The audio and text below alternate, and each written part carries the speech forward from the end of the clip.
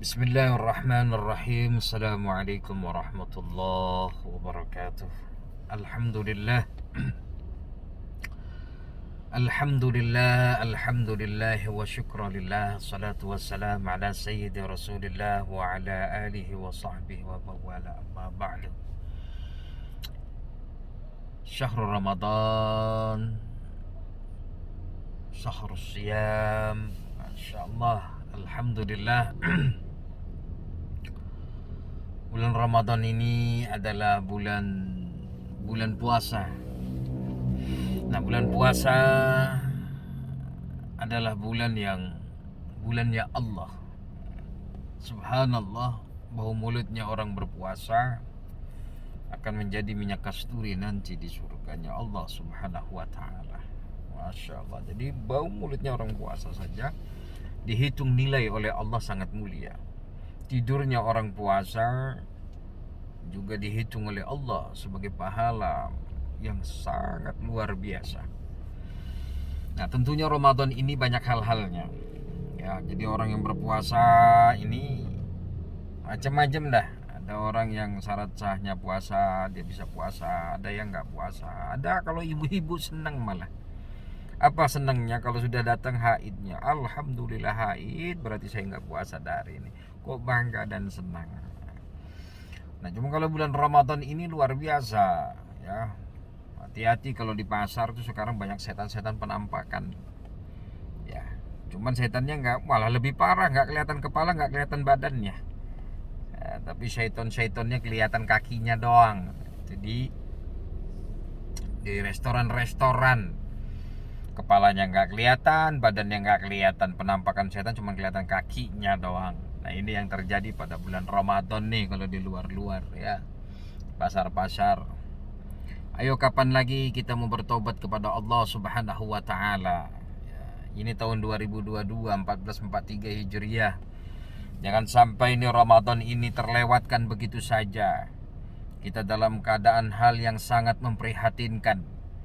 Keadaan kita, keadaan pemimpin, penguasa kita sangat memprihatinkan. Keadaan ekonomi kita yang dimana para penguasa tidak mampu, ya, tidak mampu untuk mengatasi krisis ekonomi, bahkan menjadi-jadi, ya.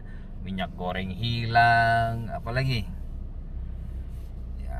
madrasah mau dihilangkan, pendidikan tuh di dunia pendidikan, madrasah mau dihilangkan. Apalagi BBM naik, otomatis kalau BBM naik berarti listrik juga naik. Berarti sejahtera untuk para pejabat, rakyat menjadi menderita. Pengkhianatnya para elit, rakyat yang menjadi korban. Maka para pemimpin bukan hanya bisa beretorika di atas panggung saja, tapi bagaimana mengatasi permasalahan-permasalahan. Enak kok di Indonesia itu enak. Jadi pejabat yang paling enak itu di Indonesia, yang jadi penguasa paling enak itu di Indonesia. Di mana para penguasa tidak mikirkan bagaimana makannya rakyat, kan tidak ngurus makannya rakyat. Jadi kalau rakyat sakit berobat sendiri, nggak urus rakyat itu mau sakit apa aja, bayar kan rakyat. Mau sekolah pendidikan yang layak, ya mahal di Indonesia. Ya artinya enak. Jadi pejabat, jadi penguasa di Indonesia itu enak. Tidak memikirkan rakyatnya, tidak wajib memikirkan rakyatnya. Jadi rakyat itu berpikir untuk kelayakan hidupnya dengan sendirinya, ya. Itu di Indonesia. Makanya beda jauh dengan negara-negara yang makmur, karena pemimpinnya memikirkan rakyatnya. Apalagi isu sekarang ditambah lagi mau diperpanjangnya masa jabatan, itu sudah melanggar konstitusional. Dan orang-orang yang menyuarakan, menyembunyikan ketua-ketua partai atau orang-orang yang terdekat dengan pemimpin, penguasa, presiden, ini mereka adalah orang-orang radikal yang menentang konstitusional. Itu kalau bahasa keren. Ya, Tapi apakah boleh begitu-begitu saja? Boleh tah seperti itu? Boleh nggak begitu? Ya boleh-boleh saja kalau mereka. Tapi kalau umat Islam yang bersuara, maka disebutlah umat Islam itu radikal. Padahal yang radikal adalah orang yang menyembunyikan, yang membunyikan. Saya ulangi, orang yang membunyikan, ya, orang yang membunyikan perpanjangan masa jabatan presiden atau ingin 3 periode, itu adalah orang-orang radikal yang menentang konstitusional dan undang-undang. Begitu bahasa kita, seperti itu orang-orang radikal. Ya sudah tahu undang-undangnya bahwasanya presiden itu hanya 2 periode dan jatuh 5 tahun, 5 tahun, 10 tahun. Kalau lebih dari itu memperpanjang, berarti dia menentang, ya, menentang konstitusional. Nah, orang-orang kayak gini layak untuk dipenjarakan atau disingkirkan. Masya Allah, Allahu Akbar. Makanya para alim ulama, para ustadz, para mubalik, para da'i, pimpinan-pimpinan pondok pesantren, kita harus berpikir pengkajian kita bukan hanya masalah akidah saja, bukan masalah fiqhiyah saja, ya kan?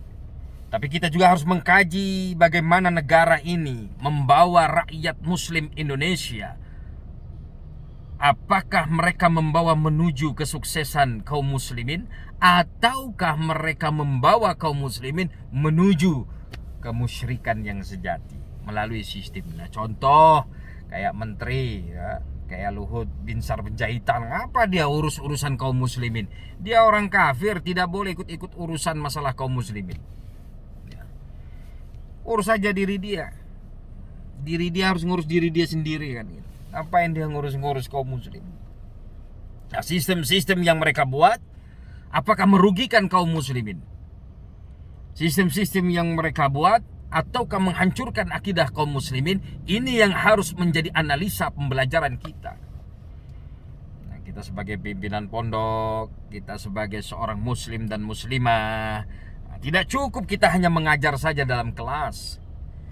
Tidak cukup kita hanya mengajar di majelis ta'lim, hanya menyampaikan tentang fiqhiyah, tapi kita lupakan tentang akidah yang menghancurkan, yang menggerogoti akidah kaum muslimin, yang sehasta demi sehasta kaum muslimin akan menjadi murtad. Dan kita harus tahu senjatanya orang kafir. Mereka tidak akan ada henti-hentinya, orang Yahudi dan orang Nasrani, untuk memerangi kita kaum muslimin sehingga kita benar-benar murtad dari agama kita.